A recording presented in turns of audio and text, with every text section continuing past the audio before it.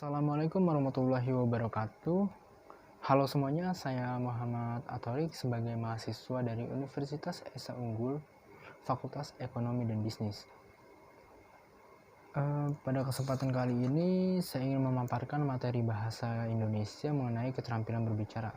Tapi sebelumnya saya ingin mereview kembali bahwa keterampilan berbahasa mencakup 4 aspek, yaitu keterampilan menulis, keterampilan membaca, keterampilan menyimak, dan keterampilan berbicara. Nah, pada video kali ini saya ingin menjelaskan mengenai keterampilan berbicara, tujuan berbicara, manfaat berbicara, serta faktor-faktor yang mempengaruhi kemampuan berbicara.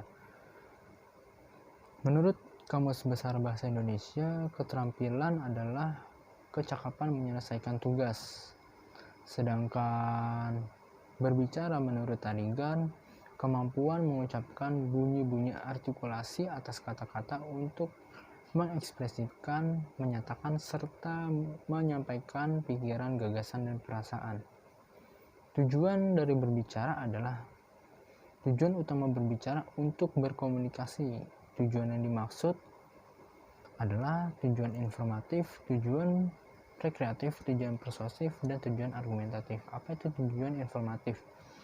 Tujuan informatif merupakan tujuan berbicara yang dipilih oleh pembicara ketika ia bermaksud menyampaikan gagasan untuk membangun pengetahuan si pendengar.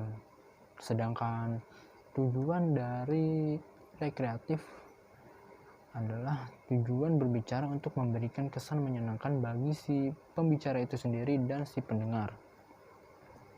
Lalu ada tujuan persuasif, merupakan tujuan yang menekankan daya bujuk sebagai kekuatannya, dan tujuan argumentatif merupakan tujuan berbicara untuk meyakinkan pendengar atas gagasan yang disampaikan oleh pembicara. Nah, ada pula manfaat dari berbicara, yaitu melancarkan pertukaran informasi, menambah kepercayaan diri, serta komunikasi dengan antar individu dengan kelompok menjadi lebih efektif.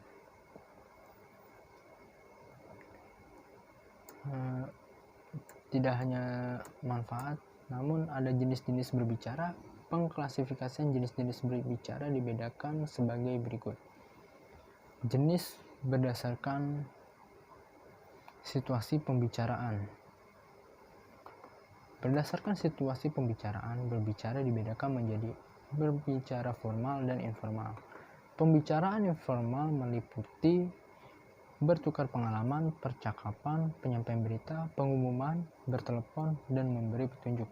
Adapun berbicara formal meliputi ceramah, perencanaan dan penilaian, wawancara, debat, diskusi, dan bercerita dalam situasi formal.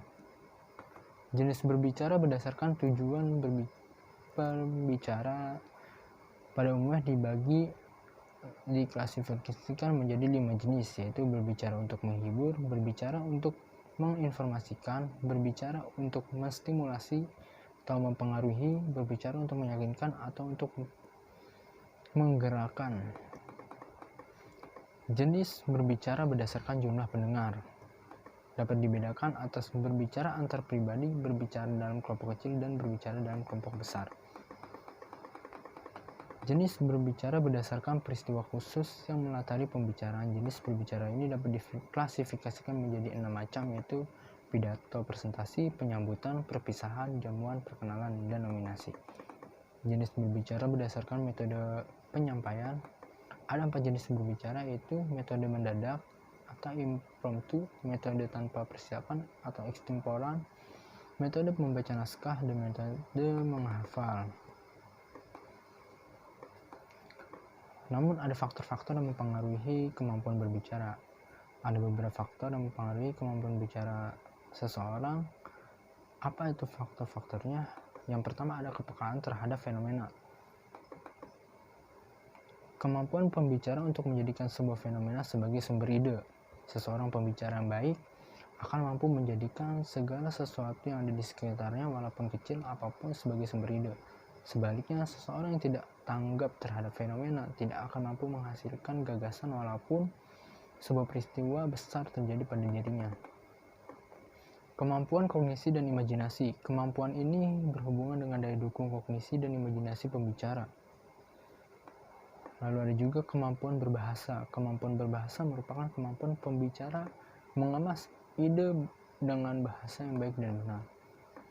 Kemampuan psikologis berhubungan dengan kejiwaan pembicara, misalnya keberanian, ketenangan, dan daya adaptasi psikologis ketika berbicara. Kemampuan performa lebih berhubungan dengan praktik berbicara.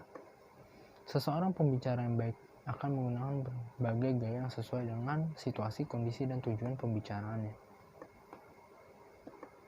Sekian pemaparan yang bisa saya jelaskan. Mohon maaf bila ada salah-salah kata. Wabillahi taufiq wal hidayah. Wassalamualaikum warahmatullahi wabarakatuh.